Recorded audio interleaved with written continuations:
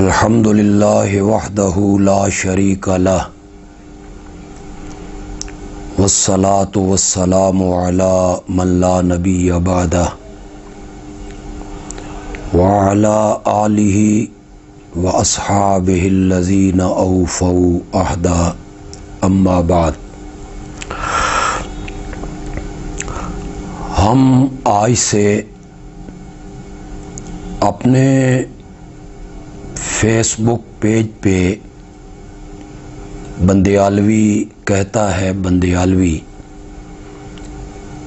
ایک نئے سلسلے کا آغاز کر رہے ہیں۔ مختلف لوگوں کی طرف سے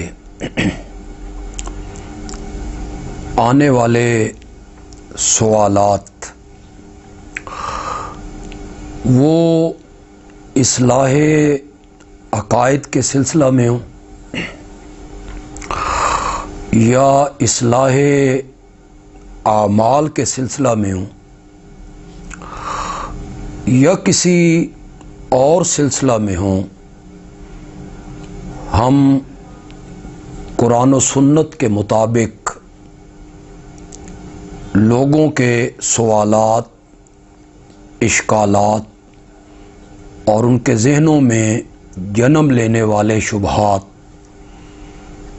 اس کے شافی جواب ہم انشاءاللہ دیں گے۔ سب سے پہلا سوال جہاں سے میں اس سلسلے کا آغاز کر رہا ہوں وہ دبئی سے ایک صاحب محمد فاروق صاحب نے کی ہے۔ سب سے پہلے ان کے سوال کا جواب اس لیے دینا چاہتے ہیں کہ اس سوال کا تعلق ہو میری ذات سے۔ وہ پوچھنا چاہ رہے ہیں کہ آپ کا تعلق ہو کس مکتب فکر سے؟ میں اہل السنہ والجماعت سے متعلق ہوں، حنفی المسلک ہوں، اور میری تعلیم، دینی تعلیم ایسے مدارس میں ہوئی ہے جن مدارس کا تعلق اور جن مدارس کی نسبت دارالعلوم دیوبند سے ہے، اس لحاظ سے دیوبندی بھی ہوں۔ لیکن یہ بات آپ ذہن میں رکھیں کہ دیوبند اور بریلی یہ کسی مذہب کا نام نہیں ہے، بلکہ یہاں پہ مکتب قائم ہے، مدرسے قائم ہیں، اس نسبت سے کہ وہ مادر علمی ہیں، اس نسبت سے اپنے آپ کو دیوبندی اور بریلوی لوگ کہہ لیتے ہیں۔ جس طرح علی گڑھ کے پڑھے ہوں کو علیق کہتے ہیں، مظاہر العلوم کے پڑھے ہوں کو مظاہری کہہ دیتے ہیں، ندوہ کے تعلیم یافتہ کو ندوی کہہ دیتے ہیں، اور جامعہ ازہر کے پڑھے ہوں کو ازہری کہہ دیتے ہیں۔ تو میرا چونکہ مادر علمی اور میرے علم کی نسبت جو ہے وہ ایسے مدارس کی جانب ہے جن کا تعلق دارالعلوم دیوبند سے ہے، تو اس نسبت سے دیوبندی بھی کہلاتے ہیں۔ یہ دوسرا سوال نور پور تھل ضلع خوشاب سے، یہ پوچھنے والے ابو بکر صدیق ہیں۔ یہ کہتے ہیں کہ میں نے اپنے بیٹے کا نام محمد رکھا ہے، کچھ لوگ مجھے کہتے ہیں کہ صرف محمد نام نہیں رکھ سکتے۔ اس سلسلہ میں عرض ہے کہ جو لوگ آپ سے یہ کہہ رہے ہیں وہ غلط کہہ رہے ہیں۔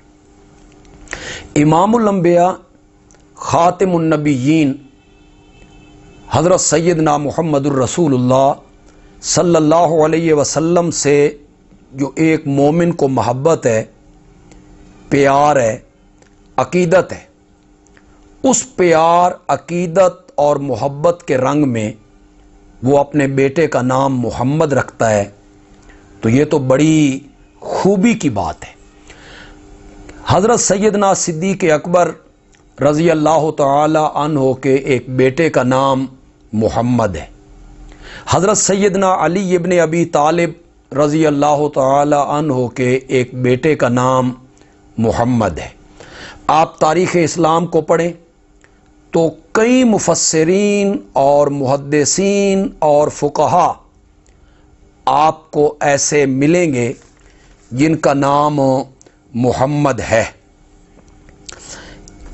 یہ ایک سوال ہے، یہ دبئی سے کیا گیا اور سوال کرنے والی مسز اشفاق ہیں۔ وہ پوچھتی ہیں کہ محرم یا ربیع الاول میں محلے میں سے کسی کے گھر سے کھانا آتا ہے تو اس کی کیا حیثیت ہے، کیونکہ بہت سے لوگوں کو پتہ نہیں ہوتا کہ یہ کسی غیر اللہ کی نیاز ہے، تو اس کھانے کو استعمال کرنا، کھانا کیسا ہے۔ محرم میں عام طور پر لوگ حضرت سیدنا حسین رضی اللہ تعالی عنہ کی نیاز دیتے ہیں۔ نیاز فارسی کا لفظ ہے جسے عربی میں نظر کہتے ہیں۔ فقہ حنفی کی تمام کتابیں اس بات پر متفق ہیں، آپ بحر الرائق پڑھیں، کہتے ہیں النظر عبادۃ والعبادۃ لغیر اللہ شرک صریح، کہ نظر عبادت ہے اور غیر اللہ کی عبادت کرنا واضح شرک ہے۔ تو نظر اور نیاز مترادف الفاظ ہیں، عربی میں اسے نظر کہہ دیتے اور فارسی میں اسے نیاز کہہ دیتے، دونوں کا مفہوم ایک ہے، اور نظر و نیاز کے لائق صرف اور صرف اللہ رب العزت کی ذات ہے۔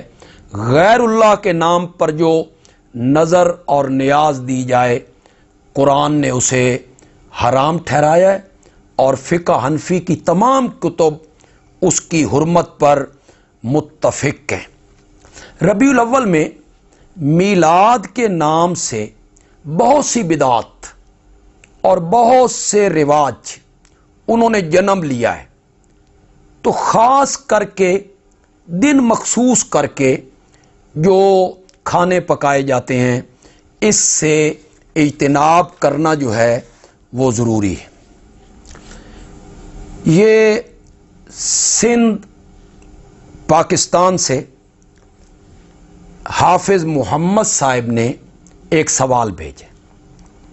وہ کہتے ہیں کہ مولانا طارق جمیل صاحب نے اپنے کئی بیانات میں یزید کے بارے میں کہا کہ اس نے حضرت حسین کے ہونٹوں پر چھڑی ماری تھی۔ مطلب یہ ہے کہ یزید بھی ظلم میں برابر کا شریک ہے، لیکن آپ کہتے ہیں کہ جرم میں شریک نہیں ہے، تو ہم اس مخمصہ میں ہیں، تو اس کا کیا حل ہے؟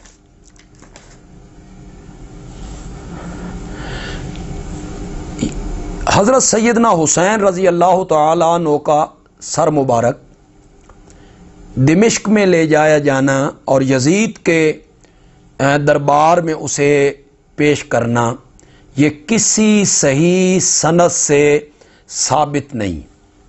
جن لوگوں نے اس کو ذکر کیا تو انہوں نے مجہول سندوں کے ساتھ اس کو ذکر کیا۔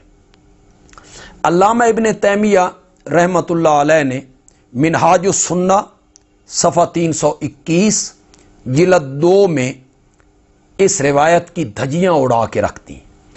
وہ کہتے ہیں کہ جن 2 صحابہ کے متعلق اس روایت میں کہا گیا ہے کہ وہ بھی یزید کے دربار میں موجود تھے جب وہ آپ کے ہونٹوں پر چھڑی مار رہا تھا اور انہوں نے اسے روکا کہ امام الانبیاء صلی اللہ علیہ وسلم ان ہونٹوں کو چوما کرتے تھے اور تم اس پر چھڑی مار رہے ہو۔ علامہ ابن تیمیہ کہتے ہیں کہ یہ دونوں صحابہ عراق میں رہتے تھے، ان کا مسکن عراق تھا، یہ دمشق میں کیسے پہنچ گئے؟ یہ علامہ ابن تیمیہ کا کہنا ہے۔ دوسری بات یہ ہے کہ سیدنا حسین رضی اللہ تعالیٰ عنہ کی شہادت ہو گئی، ان کے کنبے کو شہید کر دیا گیا اور بڑی بے دردی کے ساتھ اور ظلم کے ساتھ شہید کیا گیا۔ اگر یہ سب کچھ کیا دھرا یزید ہی کا تھا تو پھر یہ دونوں صحابی یزید کے دربار میں کیوں موجود تھے؟ یہ وہاں کیوں بیٹھے ہوئے تھے؟ یہ معمہ کوئی بندہ کیسے حل کر سکتا ہے؟ علامہ ابن تیمیہ رحمۃ اللہ علیہ نے اپنی دوسری کتاب راس الحسین صفحہ 118 پہ لکھا ہے کہ جو شخص اس بات کا قائل ہے کہ حضرت سیدنا حسین رضی اللہ تعالیٰ عنہ کا سر مبارک دمشق میں یزید کے دربار میں لے جایا گیا تھا، وہ ایسا جھوٹ بول رہا ہے کہ جس جھوٹ کے پر کسی کو شک نہیں ہونا چاہیے کہ یہ انسان نے صریحاً جھوٹ بولا ہے۔